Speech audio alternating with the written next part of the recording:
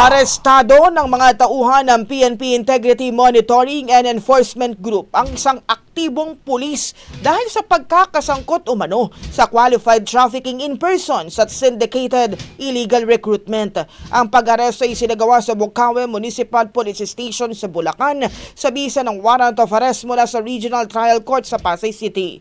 Ayon kay IMEG Director Brigadier General Bernard Briton, 2 biktimang niloko ng sospek na may ranggong police corporal at mga kasabwat nito na nagpapanggap bilang recruiters mula sa isang recruitment agency. Nangako umano sila ng mataas na sweldo sa trabaho sa ibang bansa at naningil ng mahigit 100,000 bawat isa para sa placement fees, visa at airfare. Ngunit hindi sila na-deploy sa abroad, bagkus pinilit silang magtrabaho sa isang massage parlor sa Pasay City kung saan sila pinagbantaan at pinilit na magbigay ng sexual services. Nabatid na panahong non-bailable ang mga kasong isinampa laban sa naturang pulis. Ayon kay Briton, ang operasyon ay bahagi ng pinigting na internal cleansing campaign ng PNP upang alisin ang mga bulok sa hanay ng kapulisan at muling maibalik ang tiwala ng publiko.